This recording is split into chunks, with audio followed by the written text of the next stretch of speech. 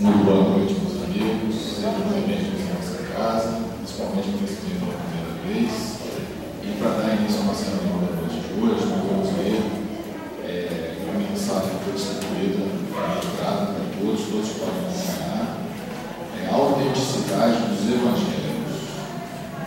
A nova figura de Jesus ultrapassa todas as concepções do pensamento.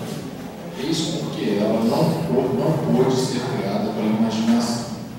Nessa alma de uma serenidade celeste, não se vê nenhuma noite, nenhuma sombra. Nela, todas as perfeições se fundem com uma harmonia tão perfeita que ela nos aparece como ideal realizado. Sua doutrina, toda de amor e de luz, dirige-se especialmente aos humildes, aos pobres, a essas mulheres, a esses homens do povo curvados para a terra, a essas inteligências rebaixadas sob o peso da matéria, e que esperam na prova do sofrimento a palavra da vida, que deve consolá-los e reanimá-los.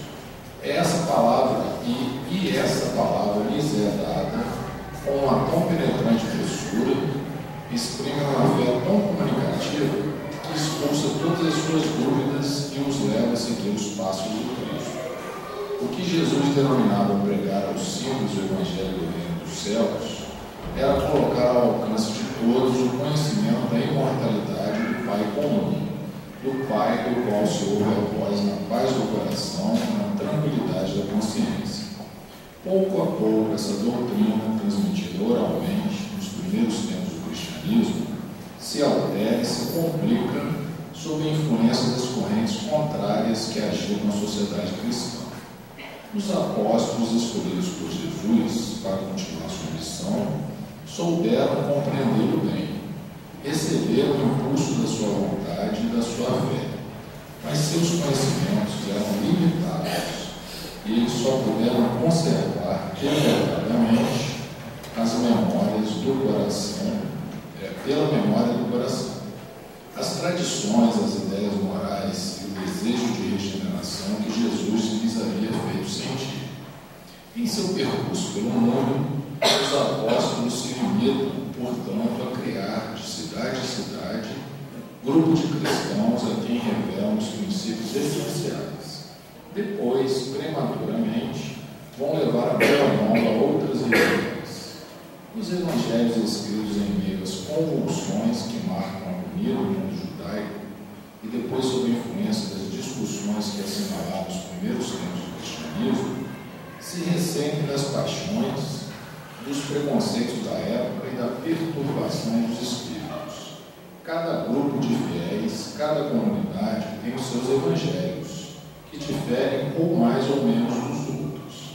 Grandes disputas dogmáticas agitam no mundo cristão e provocam perturbações sanguinolentas no império, até que Teodósio, dando a supremacia ao papado, impõe a opinião do bispo de Roma a cristandade. Desde então, o pensamento, muito fecundo, criador de diversos sistemas, será oprimido. Leão Denis, do livro Depois da Morte e Ressurreição 7. Então, nós vamos fazer essa prece. Todos possamos acompanhar o pensamento. Querido Jesus, estamos aqui mais uma vez, Senhor, na tua casa, nossa casa também, para estarmos, Senhor, realizando mais uma reunião pública, pedindo a tua ajuda, pedindo o teu amparo, ajuda e o amparo da espiritualidade amiga, que preparou todo esse ambiente para que aqui pudéssemos estar nesse momento. Nós pedimos a tua ajuda, pedimos os queridos companheiros espirituais dessa casa estejam envolvendo uma senhora que tem a conversa de fazer a palestra de hoje, para que ela possa, Senhor, estar envolvida nas vibrações de amor, de sustentação, de equilíbrio, para que possa estar dando a sua mensagem e que possa essa mensagem estar sensibilizando todos nós. Sendo assim, querido Jesus, em teu nome bendito, e sobretudo em nome de Deus, nosso Pai Criador, é que nós devemos iniciar a nossa reunião pública noite de hoje. Que assim seja, graças a Deus. Então nós vamos falar a nossa Catarina de Catarina, que irá proferir uma palestra Espiritismo e Ecologia.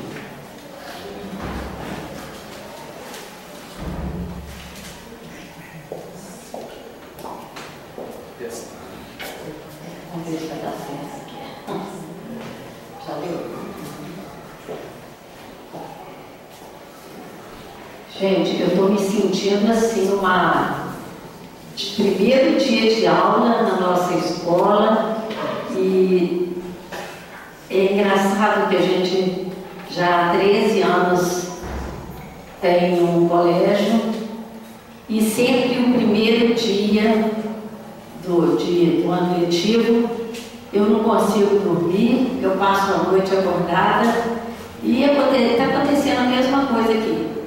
Eu estou assim, muito honrada e sentindo uma enorme responsabilidade de trazer um tema que nem é tão muito falado nas vidas espíritas, que é sobre ecologia e espiritismo e ecologia. Quero dizer para vocês que é a 5ª casa que eu vou falar esse tema. E apesar de estar da ideia, né, que está falando pela 5ª vez, então está tudo tranquilo. Não estou, não. Eu estou nervosa, estou parecendo noiva, eu digo, quase 40 anos, né? Estou parecendo uma noiva aqui tremendo. Mas então, vamos vencer o nervosismo e passar para vocês um pouco daquilo que eu aprendi. E desde esse ano, as férias de janeiro, eu conheci o livro Ecologia e Espiritismo, escrito por André Trigueiro. Eu me apaixonei pelo tema. E se hoje eu não conseguir empolgar vocês, se vocês saírem daqui com a sensação de que não aprenderam nada, que não valeu quase nada ter vindo aqui, eu quero que vocês saibam do quanto esse tema está me envolvendo, do quanto esse tema está me preocupando. E eu gostaria de deixar essa preocupação com vocês. Queria fazer com que vocês pensem, quando sair daqui hoje, pelo menos lembrem assim, aquela velhinha que foi lá falar sobre ecologia, ficou assim alguma coisa assim. Eu quero mexer um pouquinho com vocês, tá? Nesse estudo da noite de hoje. Ecologia e espiritismo tem muito a ver, são ciências muito afins. Mas não vou começar logo falando a definição, não. Eu quero contar uma história para vocês de povos que não existem mais. Conforme o livro Colapso, esse livro escrito por Dr. Jeremy Diamond, ele explica bastante, deixa bem claro sobre as civilizações que já não existem. Exemplo, os povos da Ilha de Páscoa, a comunidade da Ilha de Páscoa, os povos maias, os povos vikings, não existem mais. Eu quero falar sobre isso com vocês, ver o que está acontecendo com o nosso planeta.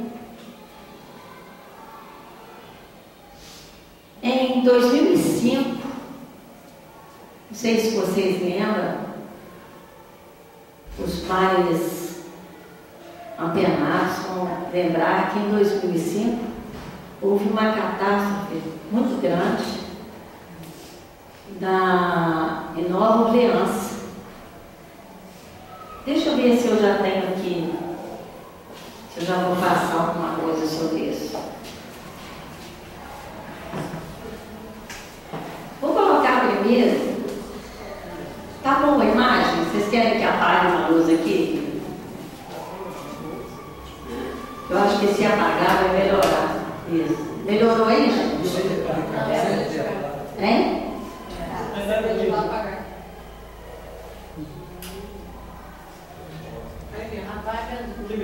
Deixa tudo apagado. É aquilo lá, tem que deixar acesa aquela de lá. Já escolhi. Não, por que não apaga essa aqui também? Era filmagem. Ah, sim. Eu ia falar que a minha luz ia brilhar aqui, não precisava deixar aceso, não. Então, esse livro, Colapso, não foi o primeiro livro escrito por Dr. Diamond, não. O primeiro livro escrito por ele foi um sucesso de crítica. Ele recebeu prêmios. Dr. Diamond é um escritor, é um cientista, é um pesquisador americano, e ele foi premiadíssimo por um livro chamado Armas, Germes e Aço. Só que ele ganhou muito mais notoriedade com o livro Colapso, que até hoje é muito conhecido e vale a pena ler. Esse livro Colapso, ele tem essa explicação. Como as sociedades escolhem o sucesso ou o fracasso. Aqui nós colocamos uma das capas dele. Ele mostra as modernas descobertas, através das modernas descobertas da arqueologia, ele demonstra que diferentes civilizações do passado, em diferentes pontos do planeta, em diferentes períodos históricos, desapareceram do mapa subitamente por uma mesma razão. Esses grupos só desapareceram porque eles deixaram de ser sustentáveis.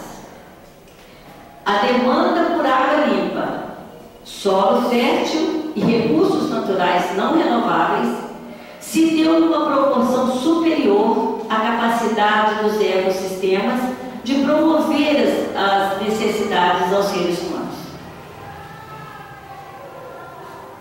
Muito bem, na Ilha de Páscoa, o que aconteceu na Ilha de Páscoa?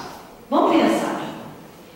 Era uma ilha, não sei se alguns de vocês conhecem, ela é mais próxima do Chile, mas é uma ilha oceânica e chegou a ter 15, foi uma ilha próspera, ela chegou a ter 15 mil habitantes. Essa Ilha de Páscoa, ela tinha rios perenes, tinha uma floresta pequena, mas que conseguia manter a vida de uma forma harmoniosa para os habitantes dessa ilha. Talvez, ainda que vocês não conheçam, mas pelo menos já ouviram falar que ela é muito conhecida pelos totens. Alguém já viu sobre isso? Ela é muito conhecida pelos totens. Esses totens que existem na Ilha de Páscoa, que as pessoas conhecem muito sobre isso, eles contam a história das famílias. Enquanto maior o poder dessas famílias, maior era a altura dos totens. Olha bem, os totens eram histórias imprimidas, não sei o termo, gravadas, esculpidas em pedra. E esses totens tinham que ficar em lugar que aparecesse. Porque tá dando uma repercussão, tá ruim? Ou não? Tá bom? E aí o que acontecia? A minha família era importante, eu queria escrever, deixar marcado no totem a história da minha família, mas eu tinha que fazer com que esse totem ficasse num lugar que aparecesse. Eu não ia fazer um totem bonito para colocar no fundo do quintal. E como fazer essa escultura de pedra chegar no alto de alguma coisa, num lugar que aparecesse? Era muito complicado. Mas não foi nenhum ser extraterreno que levou, não. Eles cortaram as árvores, e rolavam até chegar onde eles quisessem. É preciso, não é preciso de ter uma inteligência absurda para perceber que, na medida que as árvores eram cortadas para somente satisfazer uma vaidade do povo, não era plantada nada naquele lugar, não era plantada, só era tirada. O que acontecia quando tirava as árvores e não plantava outra? Os totens eram colocados, mas determinou a extinção desse povo. Muito fácil para nós chegarmos a essa conclusão. Por quê? Na medida que as árvores foram tiradas, a perenidade dos riozinhos que havia na ilha de Páscoa ficou comprometida, certo? Ficou comprometida. As chuvas secaram e nós estamos vendo alguma coisa parecida agora no nosso país, não é não? Será que só eu que estou percebendo? Tem alguma coisa parecida, não tem? Essa historiazinha não está parecida? Desmata, desbrava, há um desastre, há um colapso. Simplesmente, na medida em que as necessidades não foram mais sendo supridas. Por quê? O que nós precisamos como recursos naturais que não são renováveis? Água doce, ar puro, presta atenção, água doce, ar puro e terra fértil. Nada disso existia mais. Como isso não passou a não existir, quando acontece a falta, a escassez, surge a desavença, surge a violência, e isso provoca guerras fratricidas, provoca o caos generalizado, e isso vem acarretar o fim de uma sociedade. A sociedade entra em colapso. Colapso moral, colapso de alimento, colapso total. E isso determinou, e através do livro do Dr. Diamond, que chama Colapso, fica muito bem claro que isso aconteceu. Outro raça que está sumida mesmo do mapa são os maias. Os maias, aqui da América Central, mais especificamente no México, eles também foram dizimados pelo mau uso, por não saber usar os recursos naturais essenciais, fundamentais à nossa vida. Vikings também foram um povo da região da Escandinávia, na Europa, e os vikings, hoje eu estava lendo sobre eles uma coisa muito interessante. Eles tanto não souberam se adaptar que os vikings que foram para a Groenlândia, onde havia fartura de peixes, focas, que era fonte de alimento para eles, os vikings morreram de inanição, porque eles não comiam, eles queriam comer carne bovina. Olha que loucura! Eles tendo os peixes que se alimentariam de uma forma muito mais tranquila, mais saudável, eles queriam a carne bovina, então eles não se adaptaram. E é estranho, porque no final, e isso a arqueologia comprova, no final da extinção dos vikings na Groenlândia, encontrava ossada de cães. Eles comeram os cachorros dele e deixaram os peixes sem comer. Quer dizer, com todo respeito, é muita burrice, né? Mas não se adaptaram e morreram, foram extintos, exatamente por não conseguir se adaptar ao meio que estava ali oferecendo para ele. E aí eu coloquei aqui qual o motivo da extinção. Não sei se aí atrás vocês conseguem ver, mas eu já falei que o motivo da extinção é que esses grupos deixaram de ser sustentáveis. Muito bem. Em 2005, essa imagem que parece linda, mas horrorosa pelo que causou, essa é uma imagem do furacão Katrina, bem parecido com Catarina, né, gente? Mas não tem nada a ver. O furacão é Katrina. Assim, aliás, o pessoal falou assim que achava que estava errado esse furacão Katrina, que devia ser Catarina, né? Você não acha também? Você acha, né? Furacão Katrina, ele devastou sul dos Estados Unidos. Eu acho que vocês todos lembram que Nova Orleans ficou devastada por esse furacão Katrina. Olha bem, uma história muito interessante. Nos Estados Unidos é muito comum a temporada de furacões. No Brasil, pegaria todos nós desprevenidos, né? Porque se falar que vem uma chuva forte, a gente está escondendo de baratão. Mas nos Estados Unidos a temporada de furacão é conhecida e soa o alerta. E aí o povo tem tempo.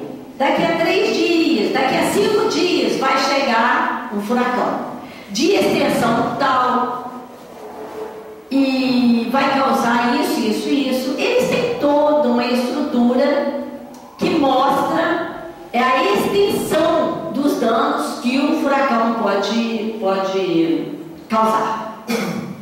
Muito bem.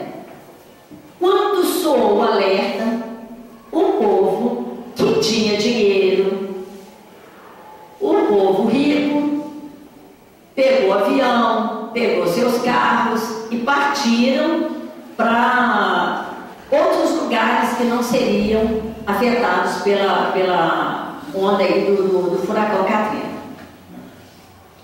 Acontece que muitos que não tinha tanta condição, por algum motivo, não puderam sair, mas é comum nos Estados Unidos também ter já os abrigos próprios para as pessoas que não têm condição de sair. E dessa forma, um abrigo muito grande lá, que parece que é aquele esporte deles lá, basquete, um estádio, futebol americano, né? Um estádio dele lá chamado Superdome, ele consegue abrigar, que é o termo certo, ele consegue abrigar 40 mil pessoas. E aproximadamente 40 mil pessoas ficaram abrigadas lá. Muito bem. O que acontece quando nós chegamos num lugar e todo mundo foi com as melhores roupinhas, né? Coloca as melhores roupinhas, leva a bolsa mais chique, tudo direitinho, porque nós vamos passar 3 dias. Em 3 dias o furacão ia passar e ia seguir seu caminho e eles voltariam tranquilos para casa. O poder público, os governantes lá, responsáveis, fizeram a provisão de alimento, de água para as 40 mil pessoas por 3 dias, não é isso? Que seria o tratado lá que iria acontecer.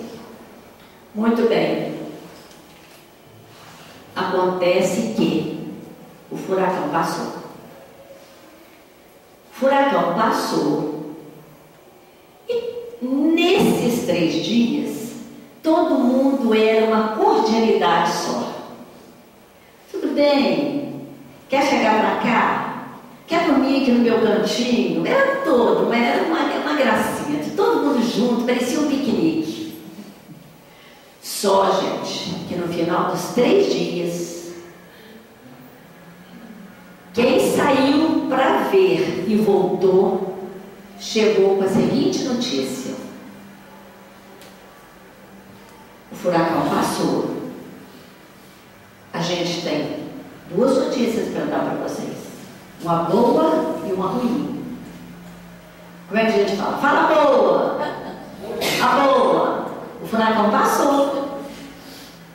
A ruim: o furacão destruiu os diques que mantinham Nova Orleans a salvo. Sabe o que acontece quando foram destruídos os diques? As águas poluídas, fétidas, contaminadas do rio Mississippi inundaram Nova Orleans, que ninguém ficou a salvo. Foi um desastre total, as casas encheram, e o que é pior, não foi da água do furacão, né? Foi daquelas águas podres, das águas fétidas, contaminadas. Vocês acham que a calma continuou? Quero ouvir a opinião. Depois dessa notícia? A calma continuou? Não. Por quê? Algum engraçadinho, não sei quem foi, falou assim: não há provisão nem de alimento, nem de água mais para todo mundo. O que acontece quando fala assim? Acabou a água? Cadê? Me dá água agora, eu já estou com sede. Aí na igreja, pessoal. Fala assim: acabou a água, a gente dá sede. E aí, eis o grande problema. Quando essa é a grande lição, talvez, dessa nossa noite. A escassez gera violência. A escassez não é condizente, não proporciona um estado de calma, equilíbrio e tranquilidade em ninguém. É só dizer assim: acabou a comida, você tem vontade de pegar tudo e pôr no seu prato, não é verdade, gente? Não tem nenhum santinho aqui não, todo mundo faria isso, né? Deixa eu esconder esse punhado de arroz aqui para eu comer a hora que eu estiver com fome, não é assim? E foi lá. Olha o que aconteceu.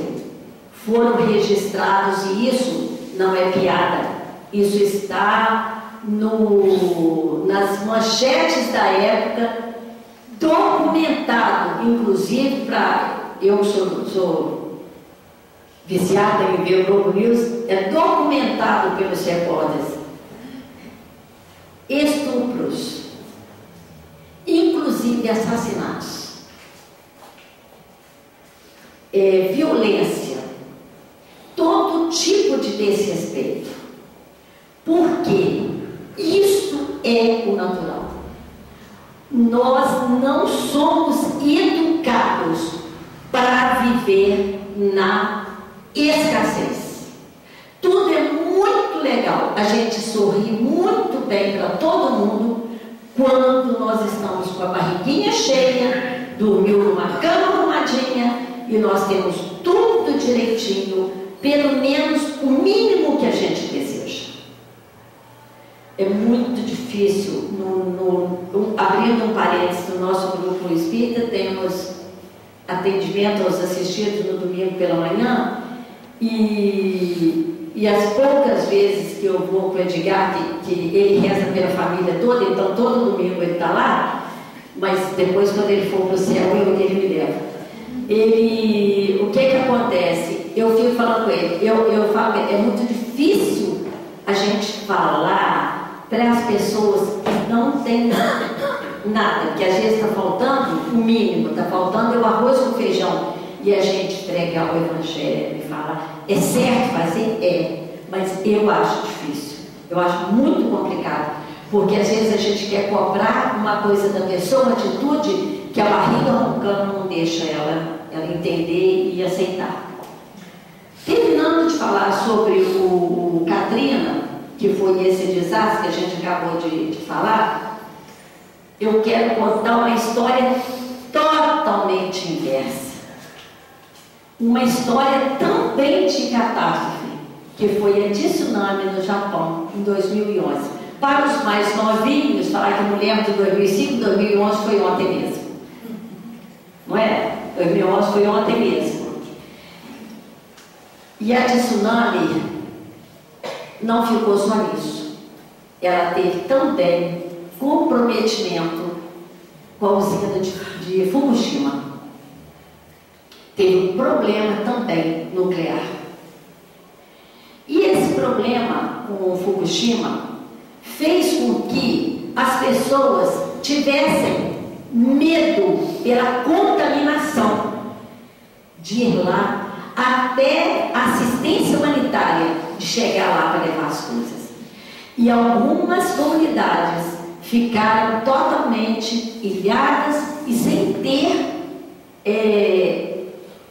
nada ali para se alimentar. E isso, eu tenho a impressão que foi visto e anotado e passado para nós. Eu tenho quase certeza que foi pelo Roberto Cavalli, que ele disse que ele estava num dos caminhões que chegou numa dessas comunidades perto da usina de Fukushima. E quando os caminhões chegaram com os mantimentos, com a água que eles precisavam, os japoneses se organizaram em filas indianas, sem ninguém passar na frente do outro. E o que é mais interessante, no Japão, pela cultura deles, e nós estranhamos, o homem é primeiro. E é estranho isso para nós. Mas um homem e uma mulher, e eles iam recebendo as porções de comida, de agasalho, do que eles estavam precisando. Ninguém passou na frente do outro. Não houve um registro de violência. Então a gente fala assim, sem querer fazer nenhuma apologia ao povo asiático, aos japoneses, mas a gente tem que entender quando o equilíbrio se estabelece numa situação de miséria, numa situação de escassez, mostra que o povo é extremamente moralizado. O povo é extremamente educado e equilibrado, porque acontece isso e nem isso os leva a uma atitude violenta. O tremor desse mesmo tremor que em Tóquio foi sentido até em Tóquio, as pessoas disseram que as paredes tremendo, tudo balançando e as pessoas calmamente, sem uma gritaria. E isso é muito equilíbrio. É muito equilíbrio.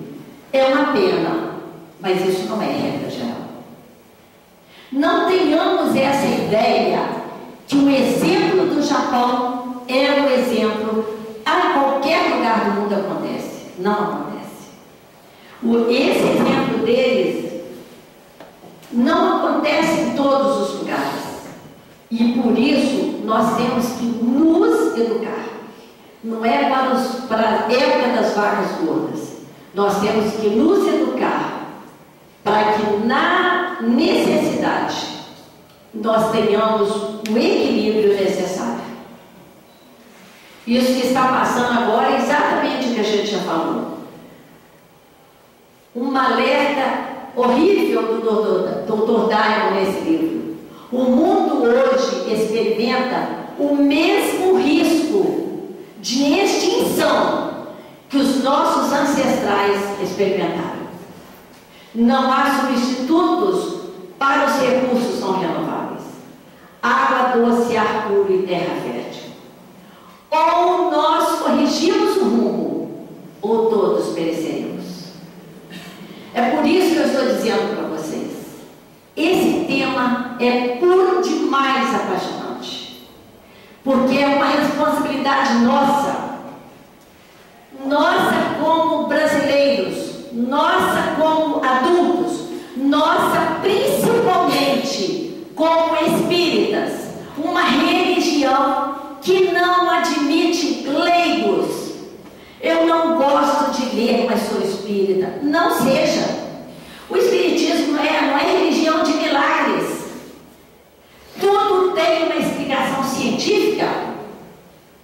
O espiritismo tem muita afinidade com a ecologia. Talvez vocês não tenham nunca pensado o quanto o espiritismo e a ecologia são ciências afins.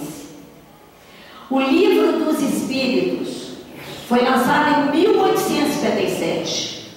9 anos depois, foi criado o termo ecologia por um alemão muito próximo, Ernest Haeckel, nome assim, que criou o termo ecologia, muito próximo de Allan Kardec. Não eram conhecidos, mas eram dois cientistas. A nossa religião, ela provém de pesquisas, ela está baseada em pesquisa. E a credibilidade dela é porque nós temos toda a base, que ela foi criada, fundada, escrita por diversos espíritos e fruto de muitas pesquisas de um homem cético, de um professor ilustre, mas que não tinha religião.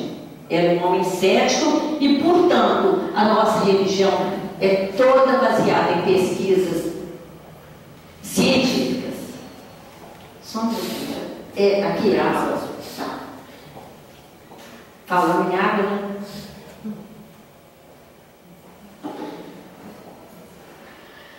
O espiritismo e a ecologia são ciências afins que tiveram seu início na mesma época na Europa. Todos dois. Foi só uma diferença. Essas duas ciências, elas distam uma da outra a sua fundação em apenas 9 anos.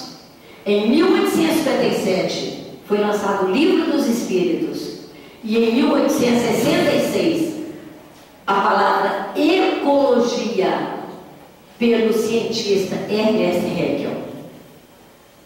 Essas duas ciências defendem a biodiversidade, defendem o uso sustentável dos recursos naturais, defendem o consumo consciente, e é nisso aí que eu quero falar com vocês, e a primazia dos projetos coletivos em detrimento ao individualismo.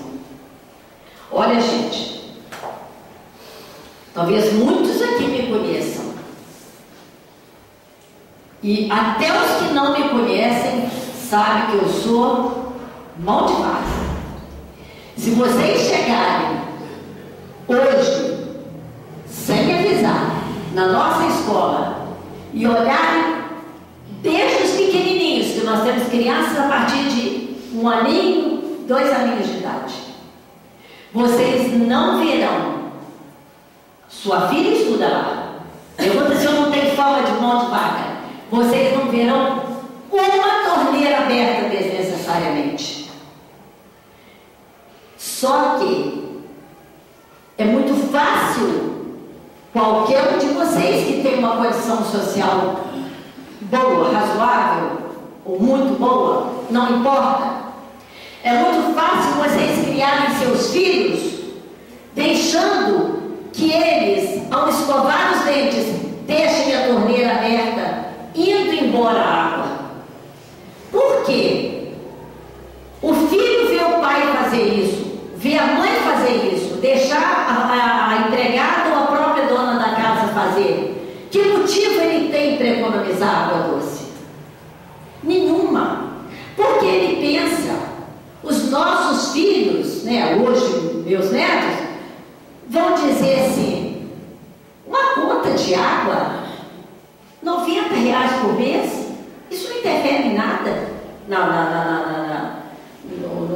na conta da despesa da minha família, deixar lâmpada acesa, televisão ligada à toa, ventilador ligado onde eu não estou mais. Que importa isso? Se a conta de luz vem R$200, os meus pais podem pagar. Mas não é isso. Nós temos que ter o compromisso do consumo consciente. Nós somos bombardeados pela mídia o tempo todo por um consumo demasiado exagerado. Os mais antigos ainda usam celular de R$100. Os mais novos, o celular é do mais caro. Você acaba de comprar um S4, já lançou um S6. Você acaba de dar para o seu filho um iPhone 5, já lançou o iPhone 5C, já lançou o iPhone 6. E a nossa criançada quer mais. E eu falo assim, quem já passou dos 60, que nem que eu, se tivesse guardado todas as roupas, eu estaria com estoque de roupa, não precisava de comprar mais não. Porque de ano em ano a moda da calça vem aqui em cima, né, Thalita? A moda vem aqui em cima. No outro ano a moda da calça está lá embaixo. No outro ano a boca da calça está de 50 centímetros. No outro ano é calça justinha. É só você guardar e não modificar o corpo, não engordar nem emagrecer. Você não precisa comprar, não é não? Então, se nós entrarmos nessa de comprar sempre, principalmente em informática, sempre o último modelo de roupa, de aparelhos, e isso nós vamos criando uma quantidade de lixo que não tem tamanho. Por quê? Estou querendo controlar a hora. Uma quantidade de lixo que não tem tamanho. Porque as centenas de celulares que nós já tivemos, porque eles saem da moda, você compra outro, sai da moda, compra outro, você pode ter dado R$10.000 no celular e no outro dia você não acha 1.000. Aí você fala assim, eu vou guardar. Eu estou falando alguma novidade, gente? Não é isso que acontece mesmo, né, doutor? Não é isso que acontece? E você não tem mais o que fazer com aquele celular. Aí você passa para o outro, não nem compensa vender, porque você deu 1.000, você não acha 100 nele. Aí você vai guardando aquilo e vai estocando. E daí a pouco você vai ver que a sua casa não tem mais lugar para tanto lixo. E é lixo de informática, e é lixo de roupa. Então, tudo isso aqui, tá isso aqui, é o consumo consciente. E as nossas funcionárias que usam, pasmem, com a água doce, que está acabando. A água doce está acabando. A gente se indigna quando passa e vê as pessoas lavando calçada, cantando ainda. E aí tem uma folhinha, ficou só uma folhinha aqui.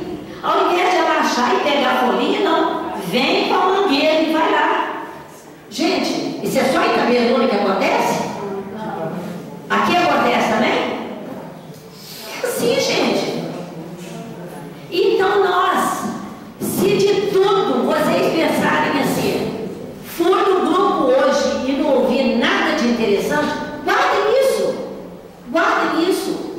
Pelo menos tenham a noção de indignação com aquilo que está sendo usado erradamente, de uma forma errada. Os mais velhos vão concordar comigo, os mais novos talvez se estranhem falar. Quem há 15 anos pensaria que quem mora em São Paulo tinha problema com água? A gente tinha dó dos nordestinos, coitadinho dos nordestinos, carregando água na cabeça. Estão quase chegando isso em São Paulo, na capital.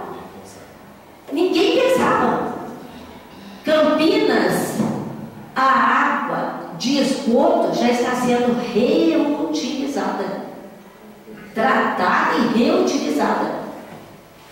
Não sei se vocês viram isso, uma criança, um jovenzinho, adolescente, ele bolou para um prédio em São Paulo.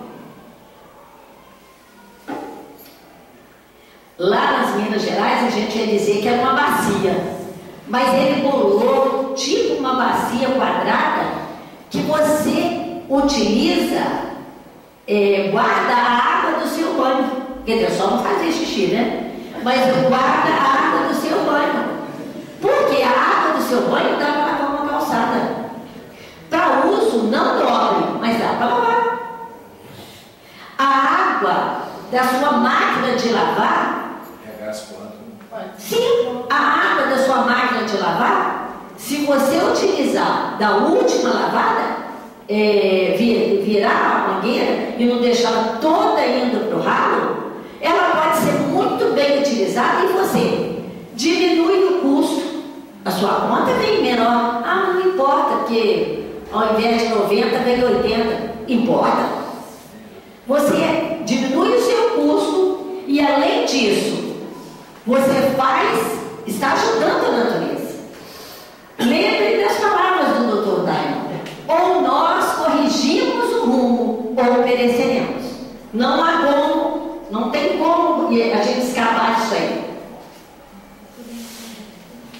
Mas o espírita até hoje não preocupou com a ecologia, apesar de que ecologia e ciência é uma ciência muito afim com o espiritismo, e ela consta no livro Missionários da Luz, consta no livro da Gênese, nas obras básicas do espiritismo. Emmanuel, André Luiz, não dá tempo de eu usar essa parte, mas procurem ler diversas obras psicografadas por Chico Xavier, tem muitas obras que falam sobre ecologia, sobre consumo consciente, inclusive a Gênese, começa pela Gênese, que fala sobre ecologia. Mas o espírita, muitos têm uma ideia e uma postura estranha, porque eles dizem assim: para que eu vou me preocupar, Catarina, de economizar água? O acaso não existe, Deus provê tudo. Ah, Deus preside tudo, é verdade, né? Causa primária de todas as coisas. Mas e a nossa responsabilidade? O acaso não existe. Então, se o acaso não existe, eu vou a 200 por hora daqui para Itaperuna para chegar em 10 minutos lá. Não chego, não, mas chego no mundo espiritual, né? Porque eu vou bater na primeira régua, né? E aí o que acontece? O acaso não existe, é verdade. Deus preside a tudo, é verdade. Mas e a nossa responsabilidade? E o que toca para nós fazermos? Vai ser cobrado também. Aí é a missão do homem inteligente na Terra. Missão do homem inteligente. Obrigada, doutor. É isso mesmo. Só eu vou ter que correr um pouquinho, porque eu falo muito. A outra frase, a verdade, novidade, né, Thalita? Eu vi vocês dois rindo aí, não é só que eu falei que eu falo muito.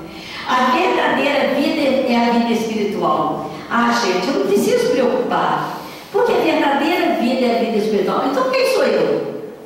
É o fantasma que está aqui? Então eu preciso morrer para viver a verdadeira vida? Nós estamos na verdadeira vida. Mas a maioria pensa, a verdadeira vida é a vida espiritual. Então a hora que eu morrer, que se Deus quiser daqui a 100 anos, então eu vou virar um espírito, aí eu vou viver a verdadeira vida? Não, minha gente. A verdadeira vida é agora. É o espírito, Catarina, que está falando aqui. Não é o corpo, não. É o espírito. Então, quando a gente erra, fala, a carne é fraca. Mentira, o espírito que é fraco. A carne não tem nada a ver com isso, não. A verdadeira vida é a vida espiritual. Então, nós estamos no melhor momento de fazer tudo certo. porque nós estamos vivendo a verdadeira vida. Não tem que pensar que a verdadeira vida é depois que eu morrer. Que nada, é agora mesmo, é aqui e agora. Outra, eu não preciso de preocupar com o desperdício, porque eu só estou aqui de passagem. Quer dizer, é um desapego, é um desinteresse que não cabe ao espírita. Por quê? Seremos herdeiros de nós mesmos. Negligência. Negligência, mas não é só negligência, né? A gente tem que pensar,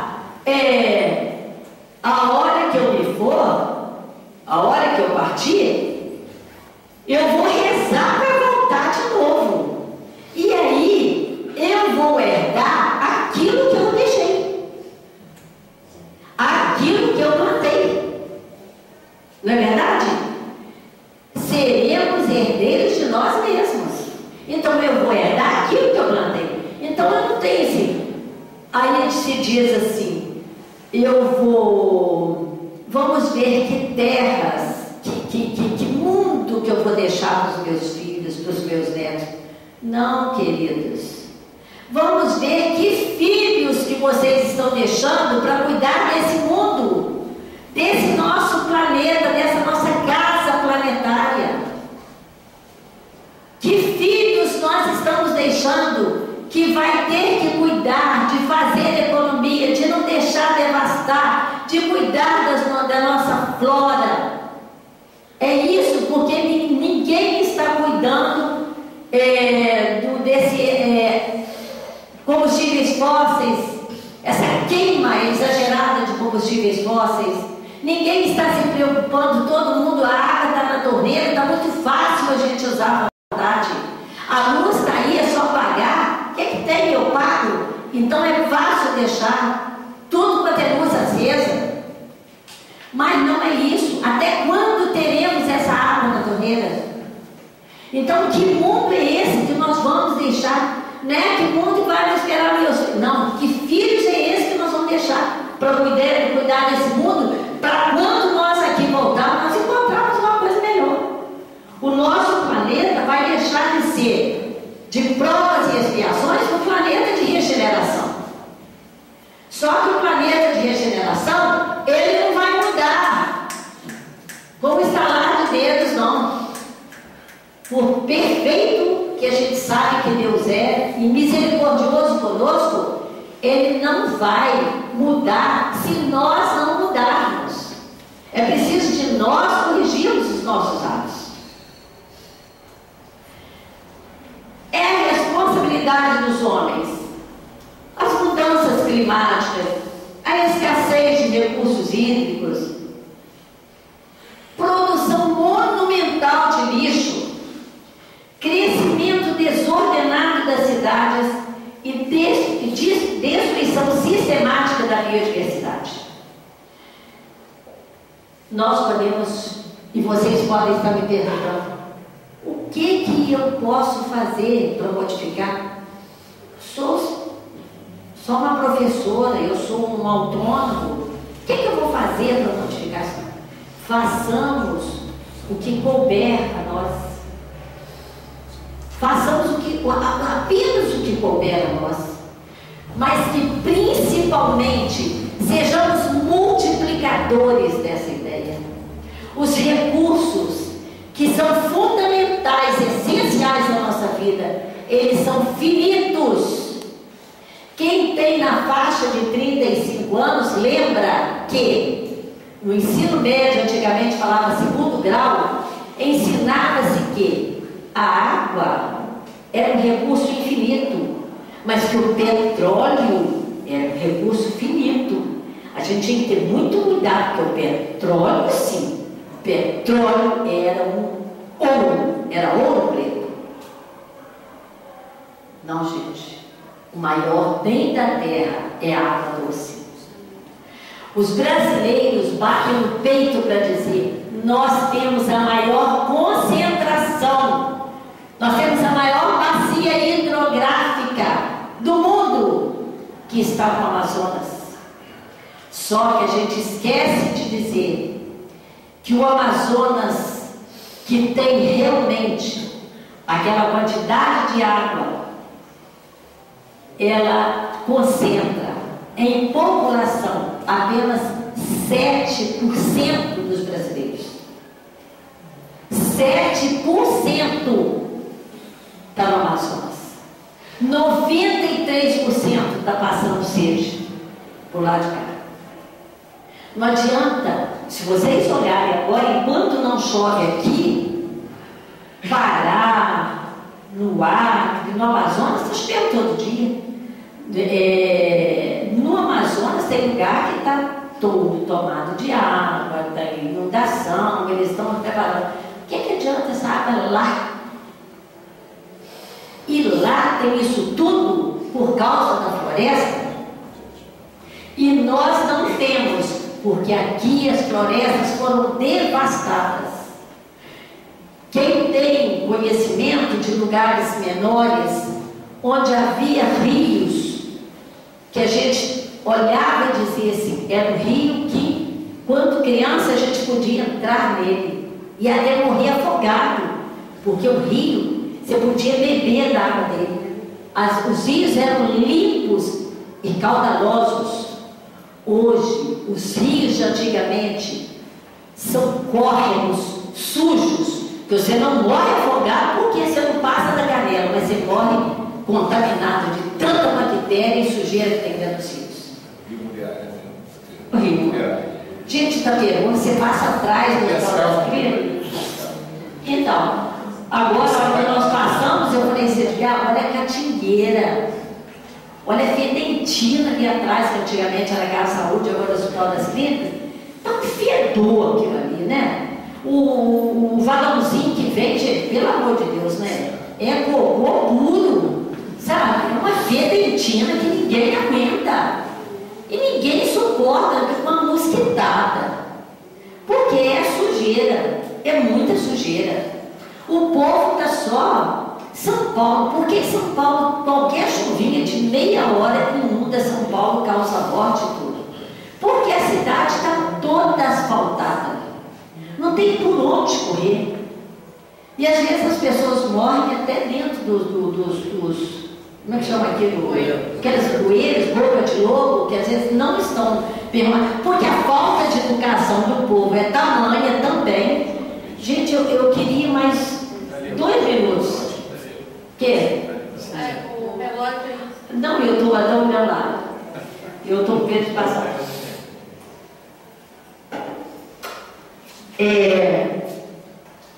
Eu queria tocar no outro assunto que é de extrema importância. Gente, principalmente o espírita, gente, tem que ter respeito para cuidar do nosso lixo. Porque é muito fácil a gente colocar as nossas sacolinhas na rua e tirar o lixo. Você quer que vá para longe, você não quer nem saber o destino do lixo, mas você quer se ver livre dele. Outro dia eu estava falando assim, vaso sanitário, gente, foi a melhor invenção do mundo, né? Se assenta, faz o 2 e tchau. Você não quer nem saber para onde ele vai. Para algum lugar ele vai. E vai infectar ali na frente. Então é muito sério para nós. As pessoas pegam pelo menos isso. Coloquem seus lixos para que alguém possa aproveitar. Vamos que há uma alma inteligente na cidade e que faça uma coleta seletiva. Então é muito fácil. Tem essa bolinha, coloca produto orgânico, papel, latinha, pelo menos para quem for pegar, não ter o de sabor. Eu quero uma garrafa PET que está lá, mas eu vou ter que pôr a mão no papel higiênico que está junto com ela. Pelo amor de Deus, essa é falta de respeito com o nosso semelhante. Lá na ponta tem alguém que vai usar isso aí. Então é preciso a gente ter um mínimo de educação, até com o nosso lixo. Já que com vaso sanitário a gente não pode fazer nada, pelo menos com o lixo que a gente pode usar. É preciso de pensar isso aí. É preciso de pensar que alguém, infelizmente, está vivendo do nosso lixo. Está sobrevivendo do nosso lixo. Então isso é muito sério. Nós temos que ter um mínimo. E pasmem, pensar que as pessoas fazem uma quantidade de comida. É lógico que não é todo mundo, que não tem mais ninguém com essa mentalidade, que não vão comer. Tem 3 pessoas em casa, aí faz 5 canelas de arroz, aí sobra aquilo, põe na geladeira do almoço para a janta, da janta para o almoço, e aqueles que se dão ao luxo de dizer não como comida requentada. Coitado, né? Coitado do que diz, não como comida requentada. Não coma, faça uma xicrinha só para você. Ninguém cria porco para fazer lavagem. Nós não estamos mais nessa época. Se você quer almoçar o seu arroz com feijão, faça só o tanto que você vai comer. Por quê? Encher o nosso lixo de resto de comida. Gente, o mundo é muito sério o equilíbrio no mundo. Tudo que sobra na sua mesa falta no do outro. Isso é muito sério a gente pensar. Sobrou aqui, vai faltar em algum lugar. Então nós temos que ter. Eu acho que eu vou concluir só com essa. Falando sobre as responsabilidades nossas. Com certeza, nós teríamos muito mais para conversar sobre isso. Mas eu tenho um péssimo defeito de falar demais. Não sei porquê, sabe? Não sei se é porque eu sou mulher, não sei. Teríamos muita coisa para falar, não vou conseguir. Volta. Oi? Volta. Quê? Volta. Ah, obrigado. Mas eu fiquei tão nervosa, né? Tão sem graça. Pelo menos vamos falar sobre isso. Na casa espírita, gente. Pelo menos na casa espírita. Vamos ter o consumo consciente de energia. Vamos ter o consumo consciente de água. Coleta de água de chuva. É tão importante isso, gente. Vamos implementar isso aí. Mas tem uma matinha aqui atrás, não sei se você viu. Estou dizendo, o Wagner fala demais, não sei. Coleta seletiva de lixo. E a último assunto, a coleta de óleo de cozinha. Quanta gente ainda hoje frita uma panelada de batata ou outra coisa qualquer e joga no ralo. Olha, gente, é tão fácil fazer sabão usando o óleo e é tão útil o sabão. Lá em casa a gente só usa o sabão feito de óleo.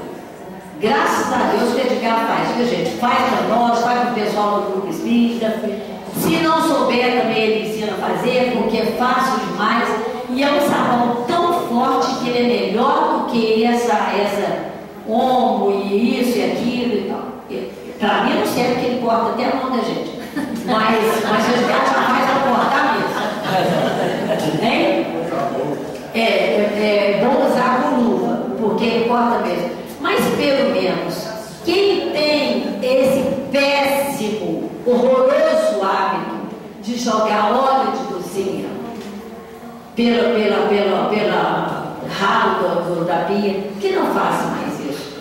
Pode juntar, que se não tiver quem bebe, a gente vem aqui, pega e leva e faz sabão. Muito obrigada pela comida, pelo carinho. E obrigada a todos vocês.